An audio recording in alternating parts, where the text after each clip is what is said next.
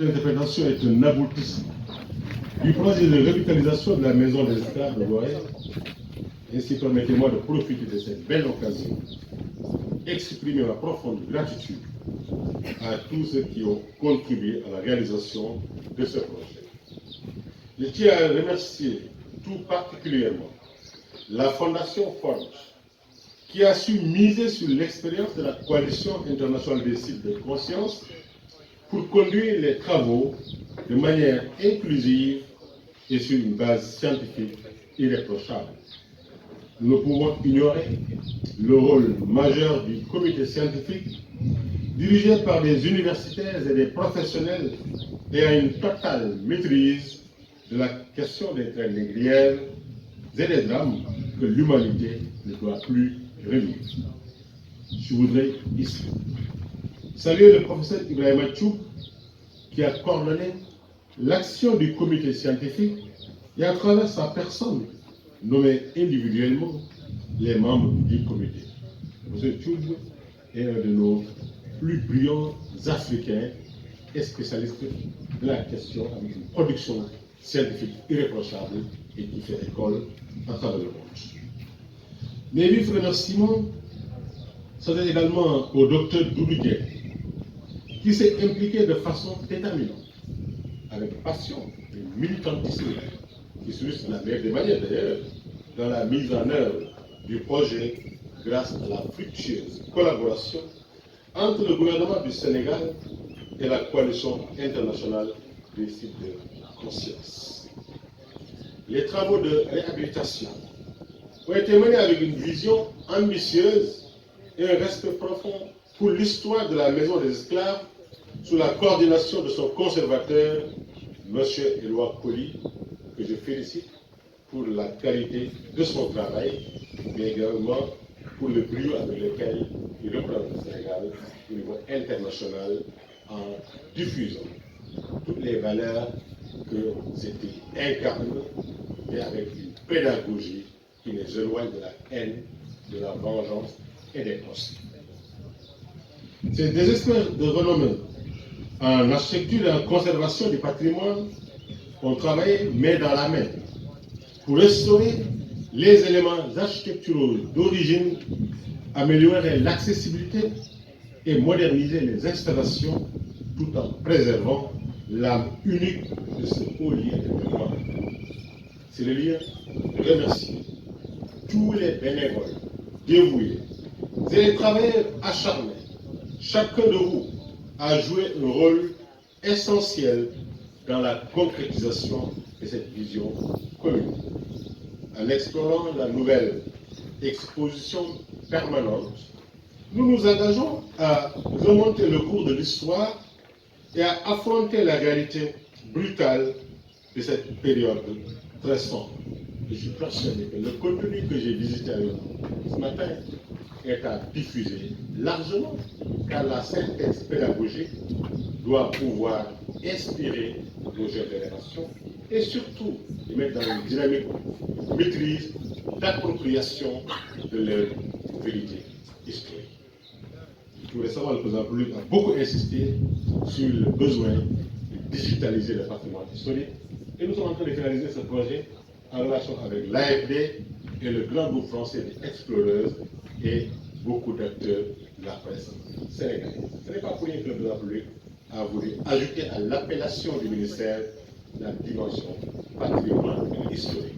Ce n'est pas une coquetterie intellectuelle, encore un embellissement onomastique, mais c'est plutôt un message fort, assez expressif de sa vision, de son idéologie quant à l'importance de la préservation, de la promotion, de la vulgarisation de notre riche patrimoine historique et que les jeunes doivent s'approprier pour davantage connaître qui sont-ils, d'où viennent-ils et quelle doit être la contribution du Sénégal dans la marche du monde.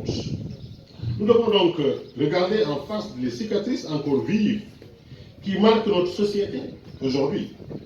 Nous devons surtout entendre les voix étouffées et les histoires oubliées de ceux qui ont été opprimés et exploités.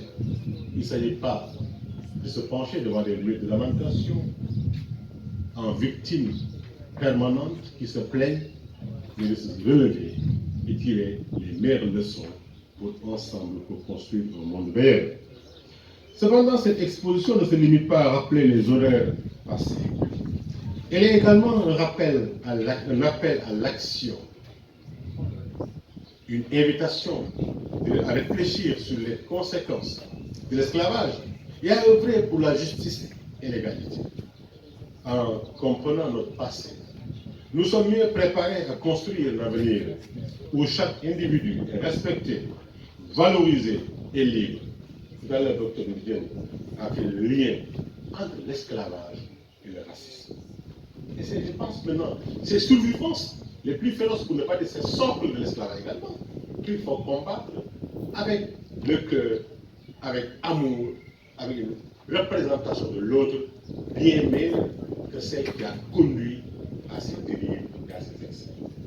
Le pape Diouf, président de l'OM, disait de façon très simple, pas violente, mais pédagogique, que le racisme est simplement une colonie.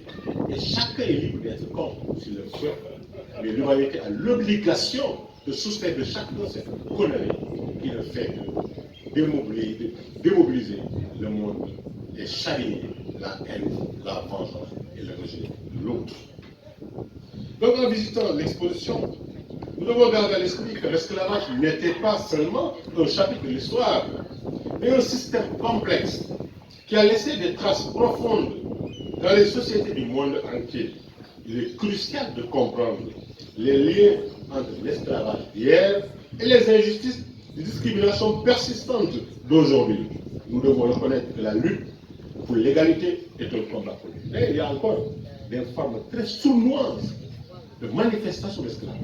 Il y a plus tard le conservateur. Il y a sur laquelle 3 ans par an, j'ai dirigé une thèse de doctorat qui portait sur l'esclavage consenti. Dans nos contrées, ou encore des personnes, mais par le résultat d'un processus de conditionnement psychologique. Pour me rappeler ce que disait Bob Marley, emancipate yourself from mental slavery. No one but ourselves can free our minds. C'est un document qui crée une dépendance avilissante et permanente. Elle est encore là, il existe encore, avec des conséquences désastreuses qui se manifestent à travers ce qu'on appelle esclavage consenti, entre guillemets. Car je pense que les normal ne peut jamais consentir volontairement. Ne peut jamais consentir d'être l'esclave de quelqu'un d'autre en s'en réjouissant, même si une autre forme d'expression de cet esclavage consenti, entre guillemets, est une façon de dire, eh oui, vous me traitez d'esclave et après, en quoi je suis différent de vous, en quoi je dois être cœur de charge, en quoi je dois pas me lever, rester debout et réussir mieux que ça. Mais toute une problématique qui est là, qu'il ne faut pas négliger non plus. Mesdames et messieurs, ce jour du 2 juin 2023 est à marquer d'une pierre blanche dans l'agenda de notre pays, parce qu'il consacre la fin des travaux de revitalisation de la maison des esclaves, objet de la cérémonie qui nous réunit ce jour. Je saisis cette heureuse opportunité pour exprimer mes sincères remerciements et ma profonde gratitude. On ne le dit pas souvent, mais les ministres vont le faire à son Excellence le Président de la République, M. Macky Sall.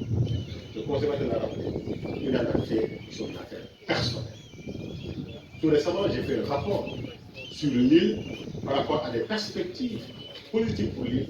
En Conseil des ministres, il s'est approprié rapport à des instructions en se disant favorables pour toute mesure sur le plan de la mobilisation financière ou autre qui peut favoriser l'émergence, le rayonnement et l'épanouissement des populations de l'île de Gorée, en présentant tout le monde.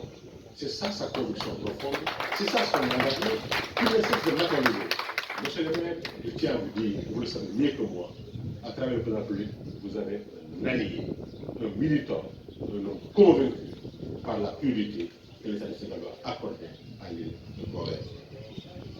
Mais surtout aussi à Maître Augustin Senghor, maire de la commune de l'île de Gorée, et ainsi qu'à l'ensemble du conseil municipal pour la qualité de l'accueil, mais surtout les efforts constants pour pérenniser l'attractivité du site de Gorée. Monsieur le maire, vous êtes un des maires les plus sollicités au monde.